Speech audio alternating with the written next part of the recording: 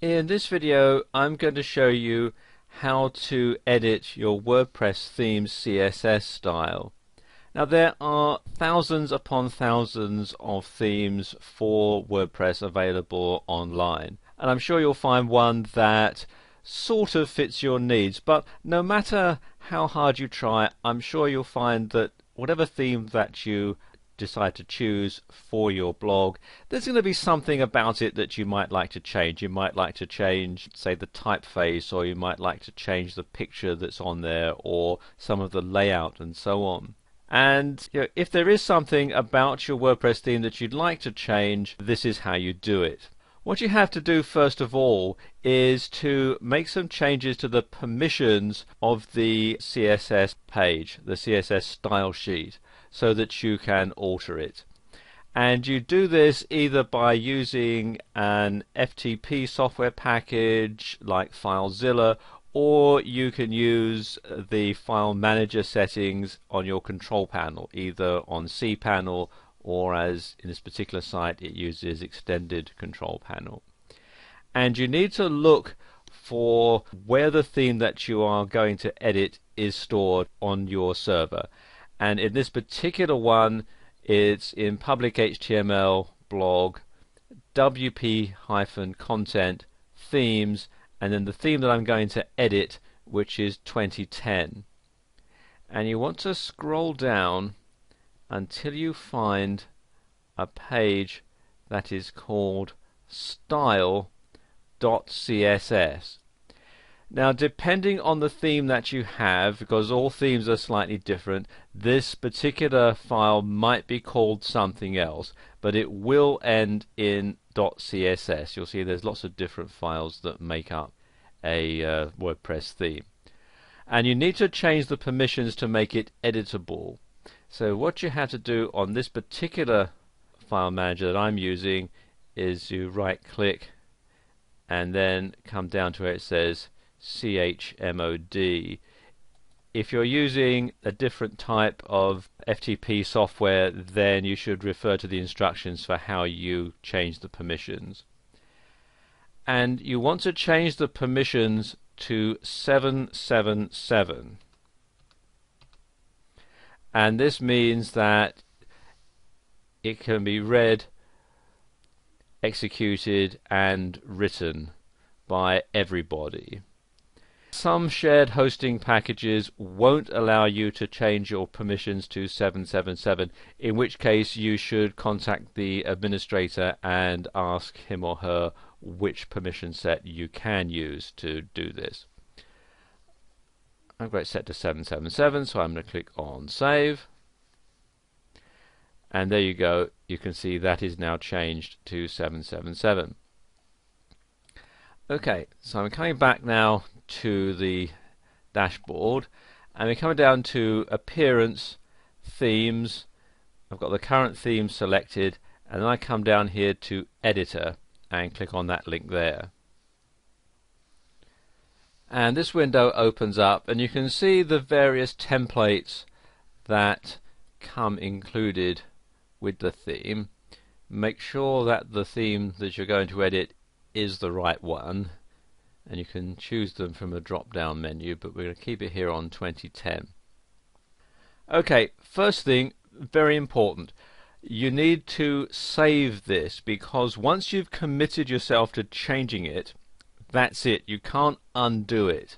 But if you already have it saved somewhere else, you can simply restore it back to the way it was, back to the default setting. The easiest way of doing that is to click here in this inner window, right click, do select all, then right click again and copy, and then you want to paste it into a text file. So let's just open up the text editor, just opening up Notepad, and then paste it in, Control and V, and now I'm going to just save it onto my desktop, and I'm going to call this Style CSS,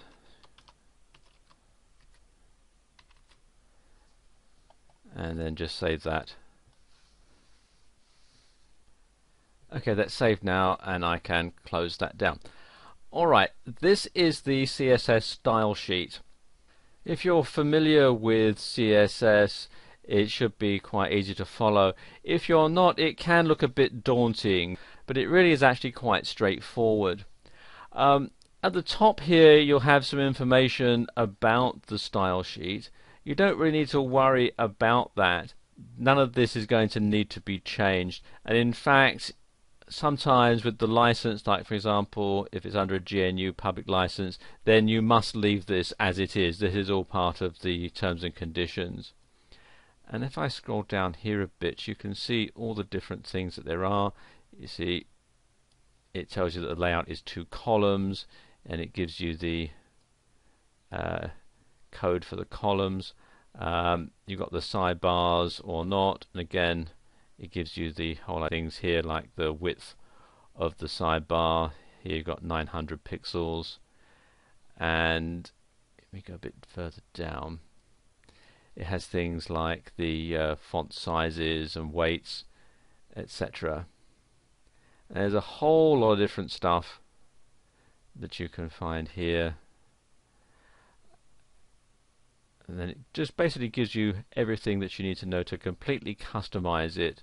For example, you change the background colors. This is the hexadecimal code for the various colors that you have. The margins, for example, here you've got 20 pixels for the margins left and right, and padding, and so on. And if you want to make any changes, all you have to do is just simply type them in. Like, let's say I want to make the left margin 10 pixels, and we'll make the right margin 30 pixels to compensate. I can simply do it just like that, and then when I've finished making all my changes, I can come down here and click on Update File, and there you go, it says the file has been edited successfully.